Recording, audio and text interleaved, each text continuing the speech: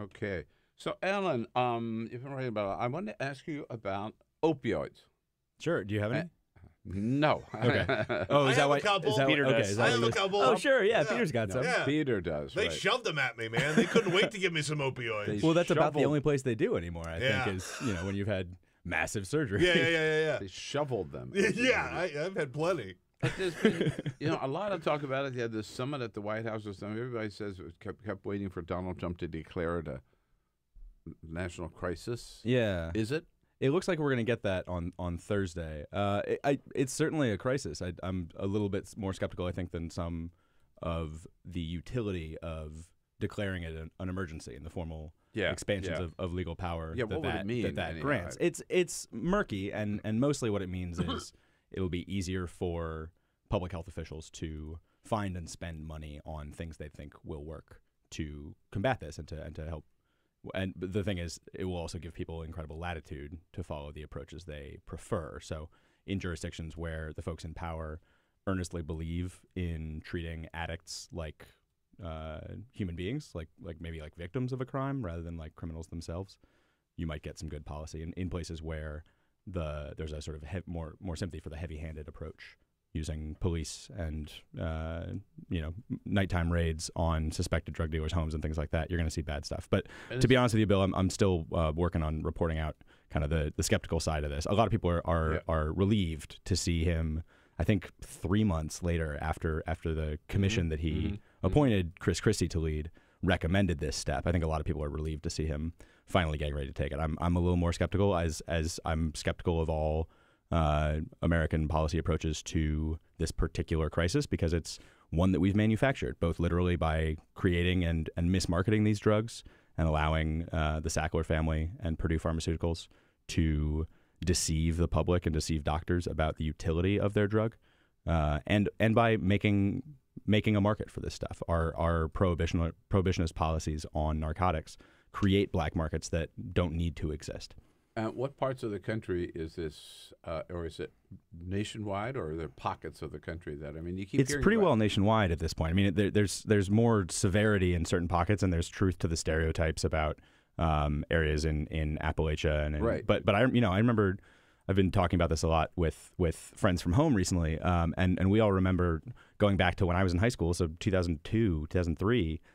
You started to see a couple of sort of big front page feature kind of stories in the Current about, I grew up in Connecticut, it's the Hartford Current, about small towns in Connecticut where kids were dying of heroin overdoses. This has been going on for 20, 25 years at this point, Right. all around the country. And in I think this is an obvious point that gets made a lot, but it's important.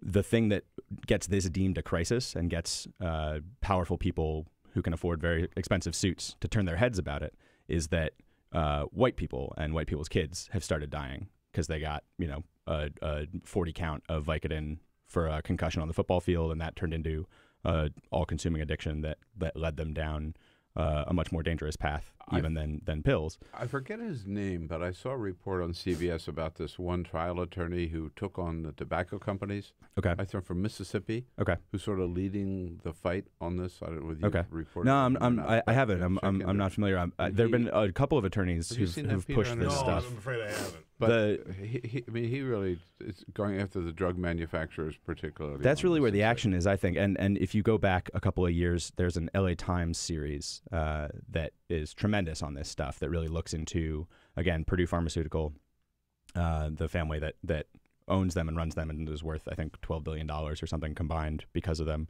the Sacklers. They first marketed OxyContin in the mid to late 1990s.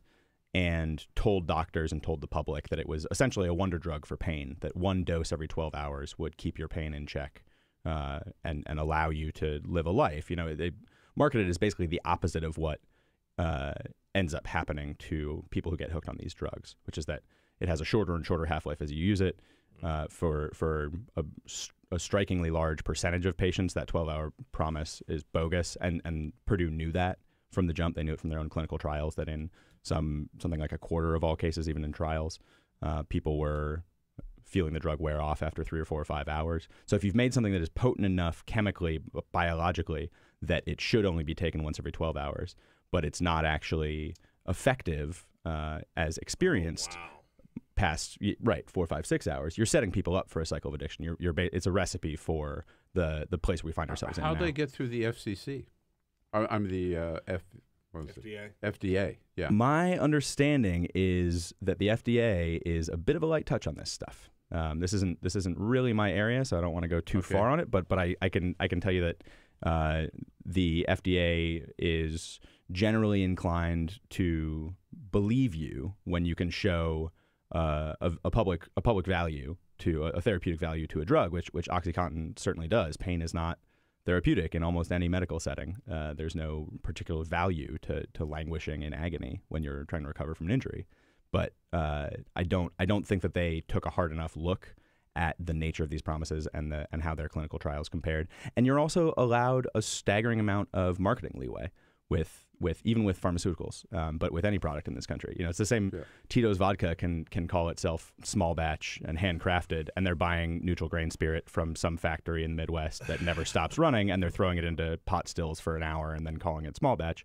And that's fine. That marketing language has been upheld in court. There are stricter rules for pharmaceuticals, but only somewhat, and you can get away with kind of a lot. All right. So now, yesterday, at the Justice Department says they're going to crack down on Chinese fentanyl. Yeah. So this is an interesting case. Yeah. So, and you've been reporting about this, but so what piece of the puzzle? I mean, what percentage, if you will, of the market is coming from China? There's something like 20,000 deaths attributed to fentanyl in CDC statistics in 2016. That's up from 5,500 in 2014, I believe. So pretty striking increase. Fentanyl is an opioid. Yeah, fentanyl is a synthetic version of heroin. It's about 50 times more potent than heroin, which means that a very small amount can trigger an overdose. It's also incredibly cheap to make. If you think about where heroin comes from, where opium comes from, you need a large amount of land, a large number of people with guns to guard that land. You need to invest in security countermeasures to protect it from the helicopters of whatever failed state you're operating in, et cetera, et cetera, et cetera. It's a lot of overhead. And a lot of poppies. And people with small oyster knives to, it's a lot of overhead. Yeah. It's sort of like doing retail. If you have the chemical precursors and a chemist with the knowledge and a manufacturing facility that doesn't have to be very large, you can crank out fentanyl instead at a fraction of the cost per dose. So it's much cheaper and much more potent. And because, again, our laws create a black market in which people who become addicted to narcotics are forced to rely upon criminals, people who are engaged in what has been made a criminal enterprise, who don't necessarily have much interest or knowledge about telling you what you're taking. They're not going to manage your dose like a doctor would. Your drug dealer loses their connect for heroin or realizes, this fentanyl stuff's much cheaper. They're not necessarily going to tell you, hey, by the way, if you slam this like you did the last thing I sold you, you're going to die. They're just going to sell it to you. Yeah. So the idea is we've basically left drug dealers to serve as pharmacists, and they don't have any real incentive to do that, or the knowledge or wherewithal to do that. But yeah, so a lot of this stuff turns out to be getting manufactured in China, and the DOJ is very excited about the police work that they put into rolling up a couple of these networks and tracing them all the way back to two Chinese factories and two particular sort of either kingpins or mid-management figures in this entrepreneurial industry of manufacturing narcotics for export in China. 1.3 billion people. This is a country that can't quite keep its food supply safe on a normal day. Imagine then trying to go in and root out something as profitable, as lucrative as manufacturing fentanyl to ship to the United States. It's very, very difficult. DOJ is very excited they found these guys, but I'm, as the piece explains, extremely skeptical of the idea that this is anything other than a dope on the table moment for the cyber era and the opioid crisis era.